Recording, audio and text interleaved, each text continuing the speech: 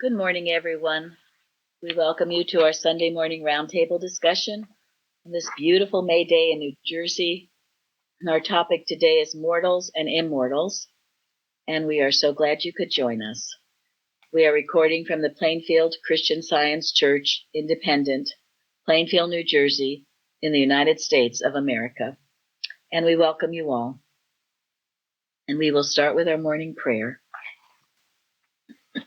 I'm reading from page 120 of Watch's Prayers and Argument and 442 of Science and Health. Inasmuch as I am God's child, spiritual and not material, I must be perfect. I am whole, I am free, I have all I need every hour. I am without fear, without anxiety. I live in spirit, not in matter, error. I'm not in danger. No one can harm me or deprive me of any good. I know no such thing as pain, suffering, or disease, for I am a reflection of life, truth, and love. I am never disappointed or grieved. The harmony of my being is never broken because I live in the infinite. No condition of the body or the presence of anyone's personality is essential to my happiness. For God good only is the spring of all my joys. My life is hid with Christ in God. Therefore, I am immortal, for nothing can be lost or die in God. 442 of Science and Health. Christian Scientists, be a law to yourself that mental malpractice cannot harm you either when asleep or when awake. Mary Baker Eddy. Beautiful. Thank you so much. All right, a watching point. Watch number 396. Watch that you realize each day that mortal man can never be depended upon. Could you depend on a puppet or marionette, every moment of which is controlled by the whim of the operator? Mortal man is a puppet with a mind that is human in belief and that is controlled by the consolidation of universal thought. His consciousness is subject at all times to being invaded, changed, and influenced mesmerically without his knowledge or consent. His desires may be inflamed or quenched, his impulses altered or reversed, his conclusions shaped unconsciously, and prejudices, envy, and hatred may be induced in him. All the while, he nurtures such suggestions as his own. His whole effort is to sell himself, not God, and yet his most intimate thoughts and desires cannot be depended upon until he has learned through Christian Science how to protect his thinking and to relinquish the human mind for the divine. In a pamphlet called Christian Science History, Mrs. Eddy once wrote as follows, indicating that mortal mind and its erroneous suggestions are totally unreliable. Quote, without this understanding, he cannot separate the tares from the wheat and destroy the tares. He cannot divide between an impartation from the immortal or divine mind and the temptation or the evil suggestion of human thought and argument. But this must be done in order to obey the former and resist and destroy the latter. And not till it is done will he be protected and imbued with wisdom and power to rise superior to evil suggestions. This attainment is indispensable, whereby to establish a student on the scientific basis of Christian Science. Wow, what a description of mortal man and how to not be one. Okay, any comments? Yeah. Well, it's one of the first things when I came here was I was taught to the church here teaches that to start the day knowing before you get out of bed that there's only one mind. God is the only mind. God is my mind. And so I've been doing that ever since I came here. And then in the things to handle daily. One of the first things it says when I awake is to declare I shall have no other mind before divine mind, and become fully conscious of this, and then adhere to it throughout the day, and then the evil cannot touch me. Beautiful. Thank you.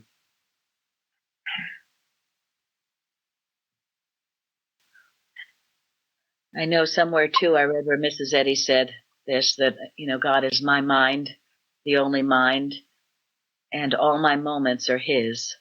She says that first thing in the morning. And that's a beautiful thought, to know that all your moments are His.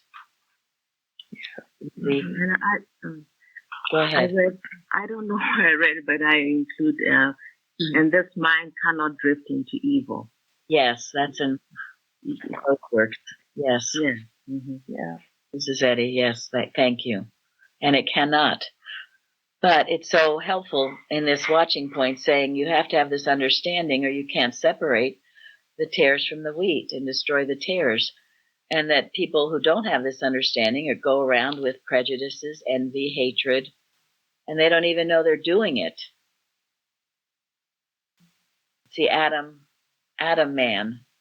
So thank God Mrs. Eddy is here to destroy that false belief. And yes, so we can determine. And we were taught here one simple thing, is this a thought from God that loves me? And if it isn't a thought from God that loves me, then you don't listen to it. How often do you listen to thoughts that aren't from a God that loves you? I think it's your own thought, though. You think it's your own thought, yes. And I love last night in the watch message that hymn 324. Take my moments and my days, let them flow in ceaseless praise. It goes on, every part of you to give to God, and ending with I am thine, and I will be ever only all for thee. We must always think of ourselves as sons and daughters of the King, a loving King who has all good for you. There was a beautiful article from Carrie, again, about this idea of inheritance. It starts out about a woman who had very little, and so every time she'd go shopping or anything, she was counting all her pennies and worried about all of that. And then she got a huge inheritance and had all the money that she ever could want. And when she would go out shopping again, she had to break that habit of being so careful with every penny. She realized, well, oh yeah, I could buy this if I wanted to.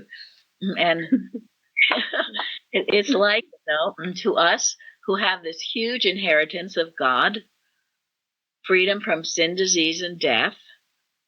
But do we act like it, or do we go around, limiting ourselves that we can't do this, we can't do that because we've got this problem or that problem, rather than knowing that all good is yours right here and right now, and that inheritance is all divine, and you are subject to the King. And how we must love that King when you think how much he loves us. But often I think it's a habit. It becomes just part of you. You live it and you live it and you live it the same way, and yet you want things to change, but you haven't changed the way you think. You haven't changed who you are, even though we're learning differently from others. Thank you. Absolutely. It is just a habit, just like that woman had a hard time remembering, I can buy whatever I want now, but she was in that habit of being very, very careful. So in that article, it says, the thought suggested by this story was that we, you and I, have also received good news, which comes to us well authenticated in Christian Science. We are heirs of a great inheritance, more vast and enduring than that which came to the woman of whom we have just read. We are heirs, joint heirs with Christ, children of the King. Our supply is indeed unlimited, and we are given dominion over all the earth. Do we realize it? If so, our actions often fail to show it. We too observe the strictest economy, not only in matters of finance, but also in health, peace, and happiness. Do we look at our scanty income and say it's not sufficient to meet the demands made upon it? Is our supply of health so small that we cannot eat what others eat and cannot do what others do? Is our measure of happiness reduced to an occasional smile? If so, then we are forgetful of the fact that all things are ours, and we are Christ, and Christ is God's. So ask yourself, are you going around like that? In the prayer Florence read, I am never disappointed or grieved. And that really stuck out to me. And just imagine the love and the abundance that would have to be there to make that possible. Yes. Yeah, that was a beautiful prayer. Thank you. Covering everything. I love the idea of giving the day back to God. This really puts everything in the present and realizing that present perfection. Thank you. And I love, Elsie puts it, God wants us to spend our day with him. Mm-hmm. Yeah. So let's spend our days with God. An ever-present help. And we can never feel lonely or grieved if we know that. And all the good that, maybe a missing person, missing in your immediate life, was and still is, came from God. So therefore, all that good is available right this very moment with you always. We must always impersonalize the good that people express, as well as the not so good. The good is from God, the not so good is from animal magnetism. And this idea of, give our day to God or give your life to God or, serve God, it all boils down to, God owns it anyway. God controls it anyway. So if we're not serving God, if we're not giving our life to God, if we're not giving our day to God, we're fooling ourselves. In other words, we're trying to make a reality out of something other than God. Yeah, we're trying to be unreal. Yeah. So,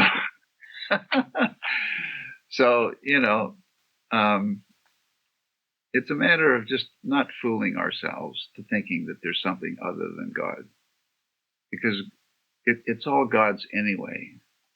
And the sooner we realize it and make it real to ourselves, the better off we're all going to be.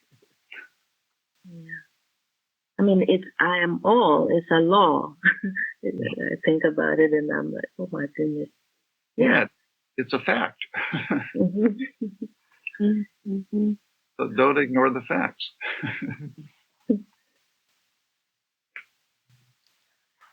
In Herbert Ricky's, I guess it's one of his addresses on immortality, he says, don't be a mortal living in a state of mortality. Be an immortal living in this glorious state of immortality, enjoying everything immortal, beautiful, good, and true. Live in that eternal mind that knows no beginning and no end, no birth and no death. Live in that perfect life that exists through all time. It is eternity itself. In no other way can you demonstrate the infinite capacities of healing in Christian Science. Now, is this going to be easy? Hmm? Never. If No. it's worth fighting for, it's worth doing. No, because Yes. the false beliefs that others hold about you or in general aren't going to like what you're doing, because it means the end to the false beliefs. So when they're on the way out, they will struggle for their own existence, which is not existence. And we have to know that so that we don't get sucked into giving them life and compromising ourselves. So yeah, we have to stand up for what we know is right. We have to have faith in what we know is right. And persistent. And you wouldn't have any problem knowing that 2 + 2 is 4, right? That wouldn't be a big thing to try to get that. You would right away reject 2 + 2 is 5. Right away you would reject it. Well, these facts are every bit as concrete as 2 + 2 is 4. We're just taught otherwise. You were in a school where you were being taught 2 + 2 is 5, but it was never so. Never so. So remember, stay with your facts. And even if you don't believe them at first, stay with it. Truth must manifest itself, as Mrs. Eddy says. Because the false beliefs, false material beliefs, tell you that spirit isn't substantial, or that soul isn't real, or soul is in matter. Just because these false beliefs tell you that doesn't mean that they have dominion over the truth. All they can do is suggest. And then you have a choice. You can either reject it with the truth or go along with it. And if you reject it with the truth, there will be a fight. There may even be a struggle. But the truth will be victorious, and you will feel it. And you're not alone in the struggle. I think Carol was trying to say something. No, it's all right. I remember hearing the reading a long time ago that it says, I never said it would be easy. I just said to go. It's always been such a help to me. Yeah. Just go. Just keep going. Keep going. Good. Thank you. Yeah. And Bicknell Young says a wonderful thing about if you have like a whole lot to do in a day, and it also could apply to if you have a whole lot of, seeming error piling up. You only have one thing to do, and that is to know the truth. And that's very helpful because, you can't get mixed up in all that baloney. You just have to come out and know what you know. And it's provable. Yes. Yeah, that's his article day. I love that too. If you ever think you have so much to do, all you have to do is know the truth all day. Mm-hmm. Mm-hmm. And how good felt really bogged down, and then you start getting into the work, and then by 3 you're done. Right, that's right. That's it. Mrs. Evans said she would, go over and over in her mind all she had to do. She had so much to do. And then she realized if she just get up and do it, it would be over like in 10 minutes. And guilty too, going, oh, I got this. And you keep thinking about it. Just get up and do it. Get it done. Even in the night. You have to, even in the night.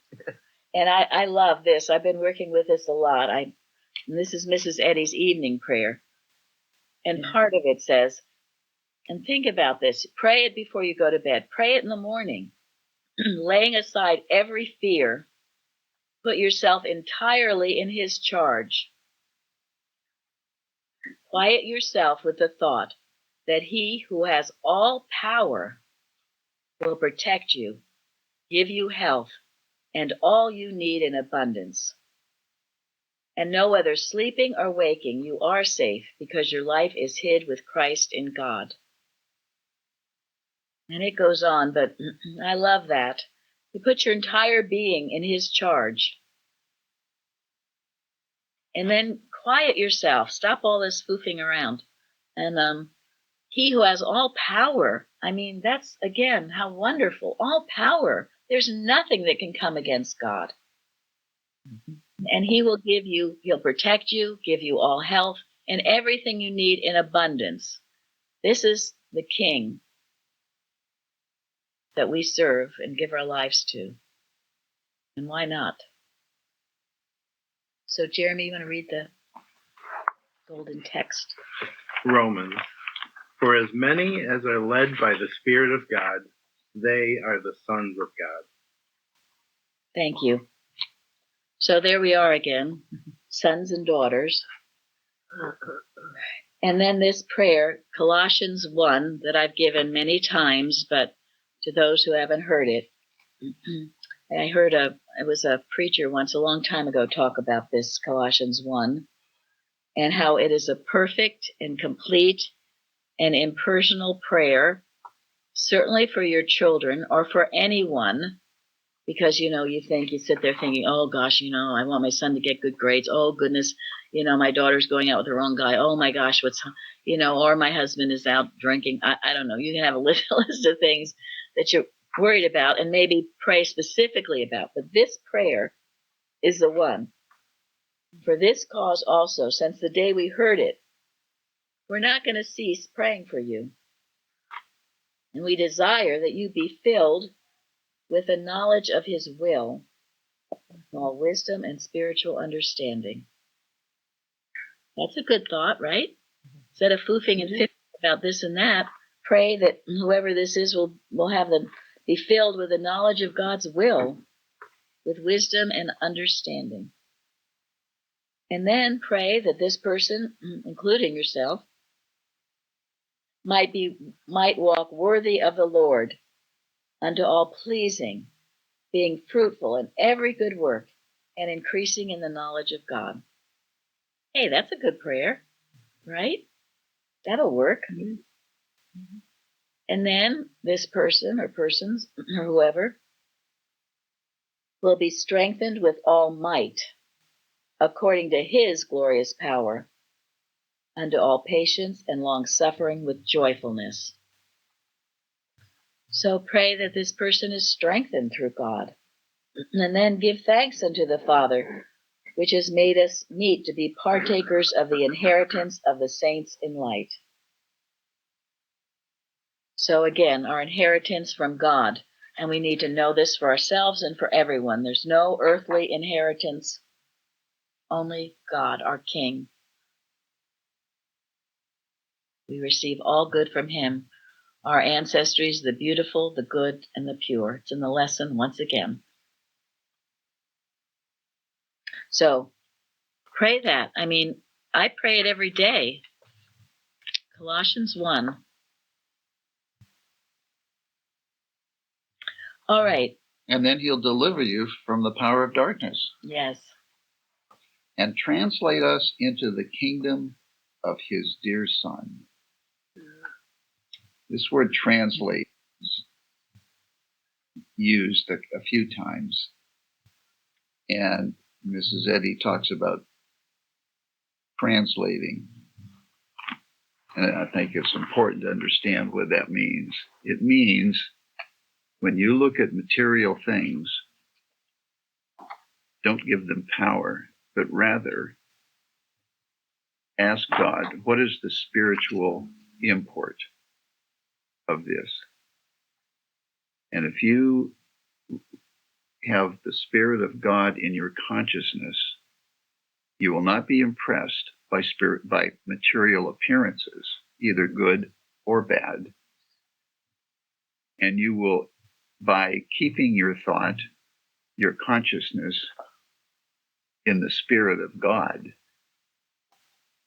you will rise above material temptations and material problems. Thank you. And Mrs. Wilcox will probably end with that. There's a whole chapter on scientific translations, which says just that. We must see what the spiritual truth to everything, and that's translating it into its proper category, spirit. And there too, if you know anyone who seems to be in the dark, in the darkness, on drugs, or misled in any way. Prayer is, he's delivered from that, he or she, and is translated into the kingdom of the dear Son, of his dear Son. So this prayer covers everything, and it's powerful. Okay, now we'll go into what some people wrote about. Chardell. All right, in the Bible, Matthew 5, it says, I think to be immortal is to be meek. That's part of it. And what does Matthew 5 say? Oh, I'm sorry. All right, let's see. It's blessed are the meek. Yeah, blessed are the for they shall inherit the earth, right? And then Mrs. Roberts wrote something about this, the meek. She calls it, her title is Meekness and Restoration by Florence Roberts. I would like to share this part. Meekness is a quality to attain if we are to be made whole. The word is vastly misused, as many think of it as meaning weakness. Far from it. It represents the calm strength of one who knows who he is, bends with the Father's will because he is sure of the power at hand. Such a one walks conforming to whatever shape it is being divinely led to take, because he has no human ambition, but trusts and rests completely in the Father's care. It is an imperative quality if one is to be restored or put back into his original state of perfection. Thank you. I think that's one of the best things I've ever read on meekness, Florence. Do you want to add anything to that? I've learned it. It's something that I had to learn, and not that, I was on the other side, being so in the regular sense of humble, so that you don't think so much of yourself. But I see that to be meek, to be used by God, it's different. There's a strength in it. And I just thought that, this is I don't know how, I wrote it quite a while ago. It just came to me to write it, and I wrote it. It's mental thing, I know that. Yeah. And you wrote the truth. You wrote the truth. Mm-hmm. And a lot of people have a misconception about the word meek. They think it is weak, but it's not. It's, I think the definition is submitting to the divine will of God, the right definition. Mm-hmm. So, and Jesus, meek as he was mighty. Yeah. Mary Baker Eddy. And so Mrs. Eddy, yeah. Right. And also Mrs. Eddy, and this is in Pond and Purpose, which we talked about last week, but the baptism of the Holy Ghost, Mrs. Eddy says, through the ascension of spirituality, God, the divine principle of Christian Science, literally governs the aims, ambitions, and acts of the scientist. And this is where we want to get to. And that is meekness. Because as we saw in the watching point and other places, and what Florence was just reading, saying, otherwise people get ambitious. It's so interesting in the Chosen because the boys of thunder, right? Yeah. James and John. Yeah. James and John. Yeah, we just sons of Zebedee. Yeah, we just rewatched the one, where they were wanting to strike lightning down on the Samaritans, and Jesus, really? It really puts all that into place, and then later, when their mother wanted them to sit on the right and left hand of God, that's not meekness. That's gross ambition and willfulness, and you will end up in trouble.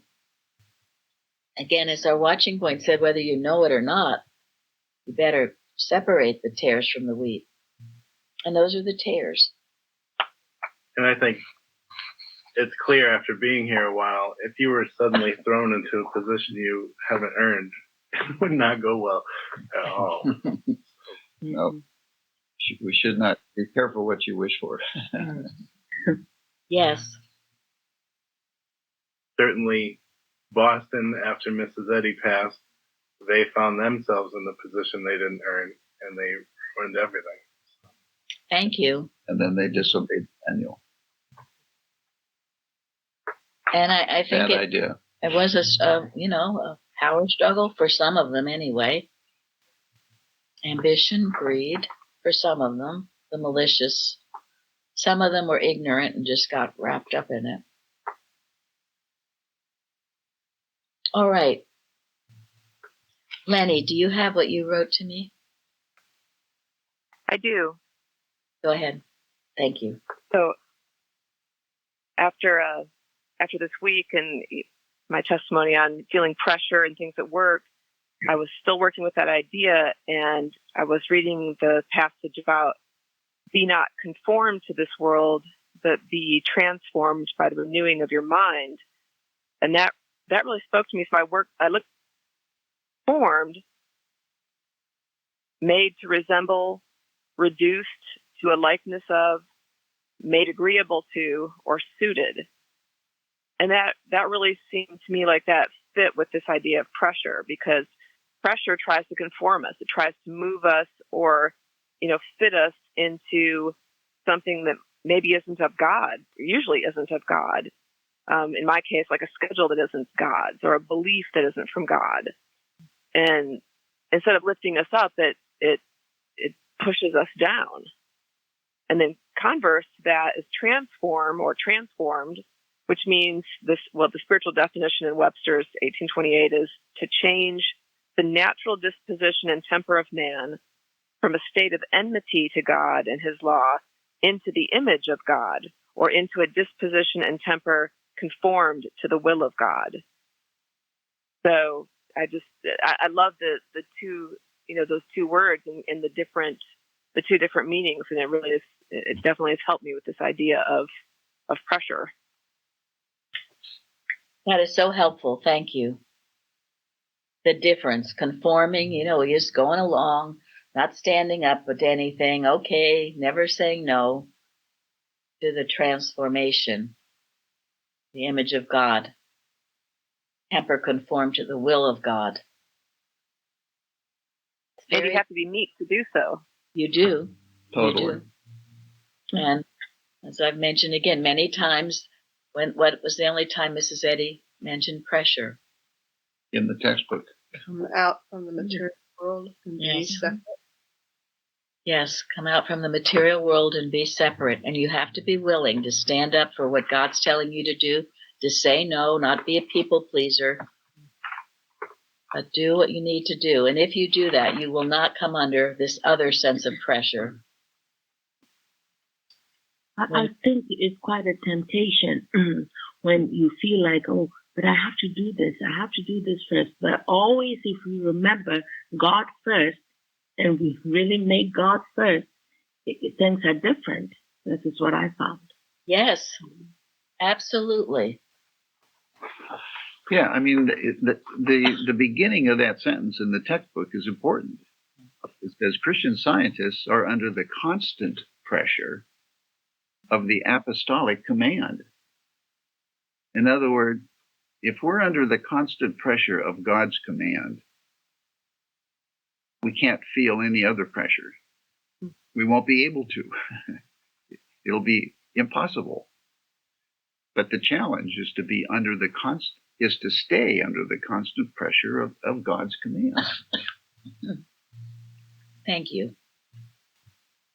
In The Chosen, before the Sons of Thunder got their name, they were sitting around the table and they were trying to figure out schedules and all that. Oh, right, that's right. So, and Mary kept saying, Jesus does what he does when he wants to do it. You can't chain that in. That's exactly right. That's what they thought they had to do. All this pressure, you pressure yourself. I pressure myself. It's not usually out. You think it's coming from the outside, but usually again, you're ruminating, going around and around with all this stuff, and you pressure yourself. But that's good, the constant pressure of the apostolic command. And that's the only pressure we should yield to or have. And I tell people when they're under pressure, it's animal magnetism. And slow down, stop, don't do it. Don't let anyone pressure you into buying something or going somewhere or even rushing to answer the phone. Stop. Take your time. Don't. The stately goings of mind, don't yield to that because it's animal magnetism. Well, I think y'all talked about it too at the beginning, that mortal mind or the human is easily swayed by the beliefs of the world, and that is clearly a world belief. People hold that very closely, that there is stress, and that's why you have to have happy hour, and that's why, thank God it's Friday. Like, it's literally, right? I mean, TGIF. Like, what are you escaping from? So we have to agree with our adversary quickly. Like, yes, yeah. I see the claim, but that's not the pressure that I'm under.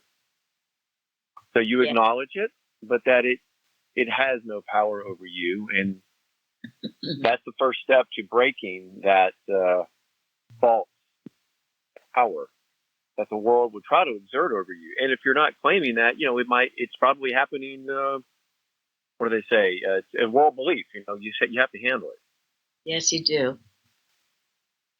I mean, I can even remember my grandmother saying, haste makes waste, right? Mm-hmm. Yeah. Where's the... I really... Right. Go ahead. I really like the trademark, or whatever you want to call it, of the chosen. I think about it often. Going against the current, the fish that are going against the current. And of course, in Christian Science, it's the one mind going against it's going against the mortal belief, and it's not easy, but like we've said, but that's what following Christ means.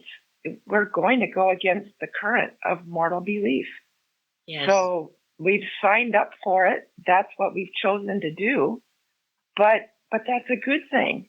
And I don't know, whoever came up with that law is just perfect for those who are following the teachings of Christ Jesus. That's what we're all about, is going against the current of mortal belief in every single, we've mentioned it many times just this morning all the way, so it has to be done. But we do it with joy, and so that, and that's what Christianity is about. Thank you. Yeah, exactly. And that's the cross. So. And that's what the third citation in Science and Health is all about. Christian Science, properly understood, disabuse the human mind of material beliefs, which war against spiritual facts. What this trademark doesn't show is the warfare that's going on between the fish. Because it doesn't represent people, it represents ideas versus beliefs. Yeah, thank you. Who else was trying to speak, Elizabeth? Well, I was just saying that's kind of taking up the cross. That's what we're doing. We're stepping, being separate. That's all.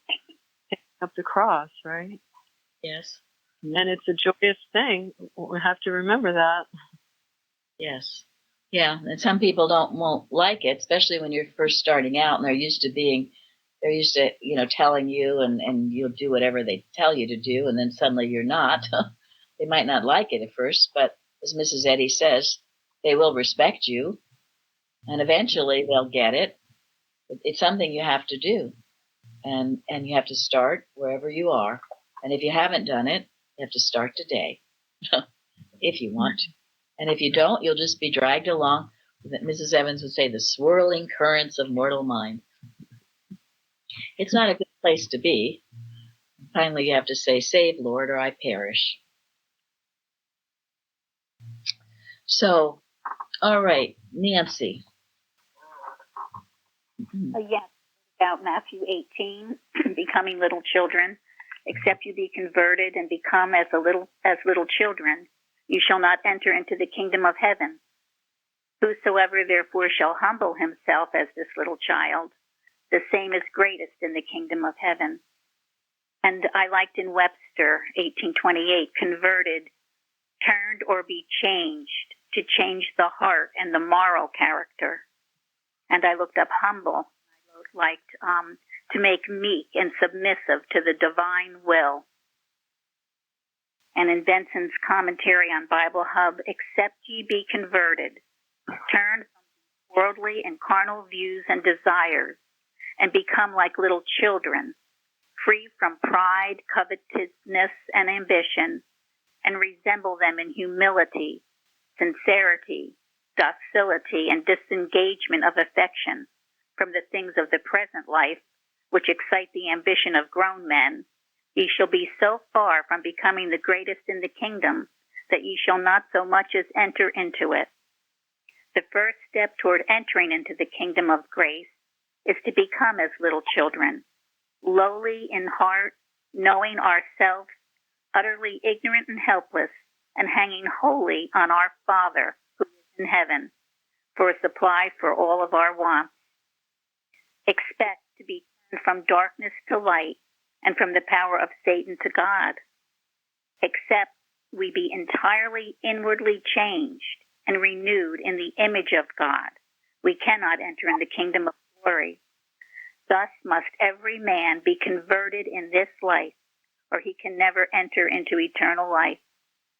Whosoever therefore shall humble himself, he that has the greatest measure of humility, joined with the sister graces of resignation, patience, meekness, gentleness, and long-suffering, shall be the greatest in Christ's kingdom.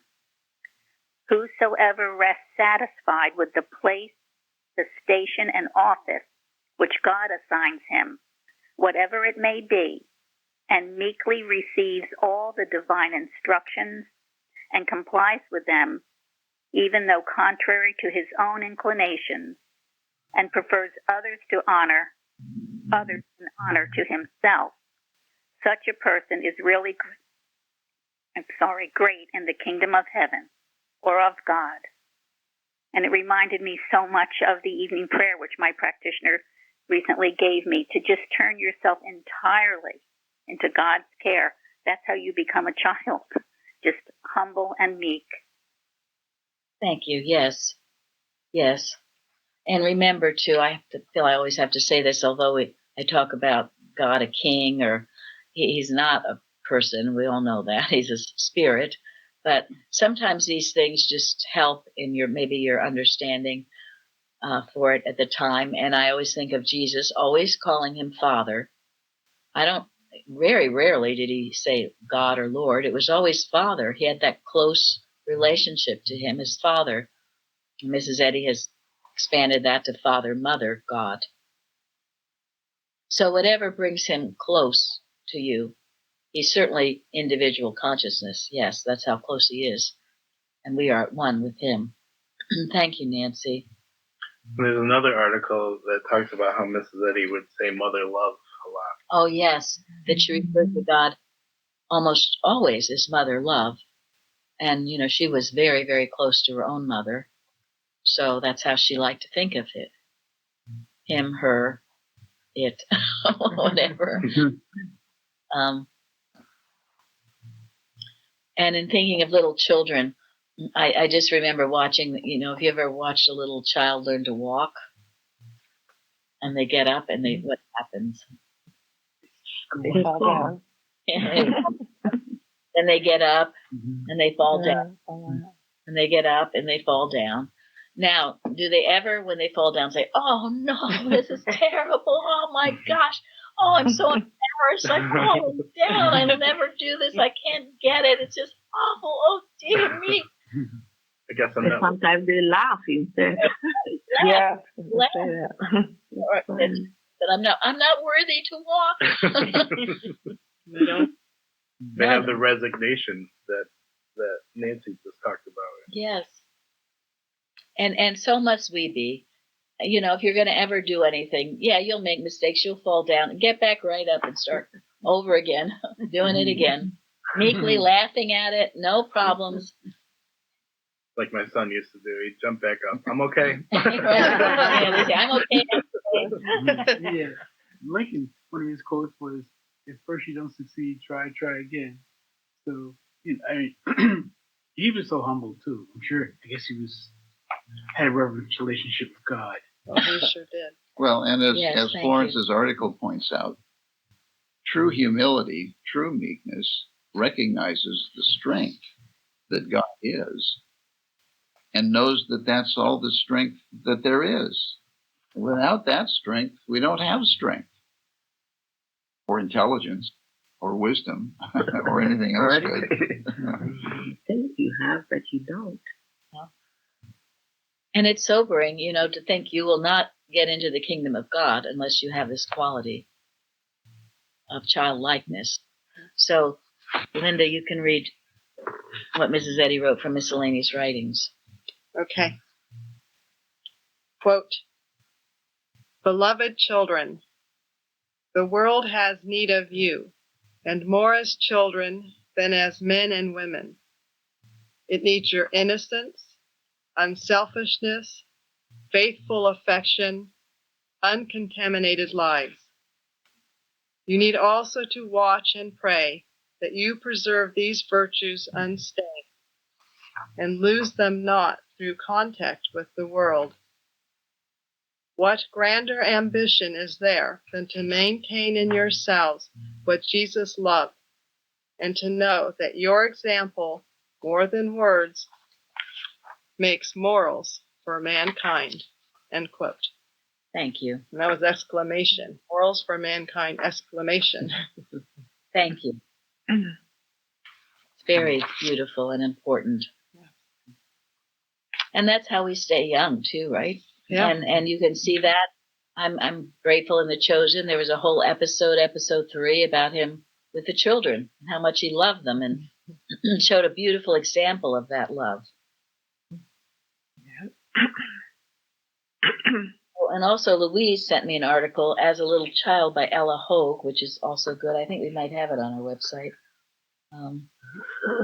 People can read that. And then the story in the lesson about Samuel. He was a child of prayer, wasn't he? And because of that prayer of Hannah, it brought forth something wonderful.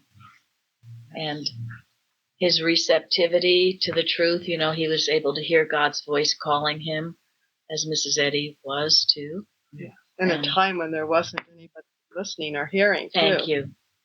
That's very important. At a time when no one was listening or hearing, Samuel was brought forth through Hannah's prayer. Yeah. And if you'll notice in the Bible, many times when the woman was barren and couldn't have children, some wonderful thing came forth, right? Yeah. Mm-hmm. And maybe that's because Sarah, that's because of the prayer. Wasn't just, not really praying and yearning for this to come about. So I just think it's very beautiful thing to think about too for our children, that she says, I lent him to the Lord.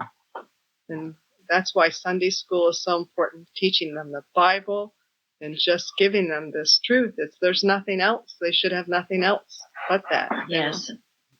And we must. Thank you. They may not go work in a church like he did, but we do lend them to the Lord. Yeah, and their lives will be all the better for that. Yes. I remember reading once with Nathaniel Hawthorne, who wasn't a Christian Scientist or anything. He's a well-known author, and his daughter was dying, and they didn't think there was any hope for her. And the wife, sitting by praying for her, gave her to God. Mm-hmm. And was healed. So, excuse me, I thought that was such a beautiful story. Where I read it, I never forgot it though. So, if you have children, you make sure you give them to God. They're not yours, just as we talked about earlier. No personal ownership.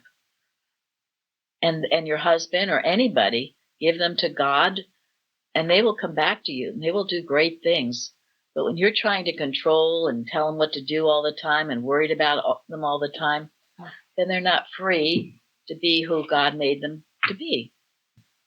Yes, you guide them and you love them, but you give them to God. It always works out. Sometimes it takes a while, sometimes not.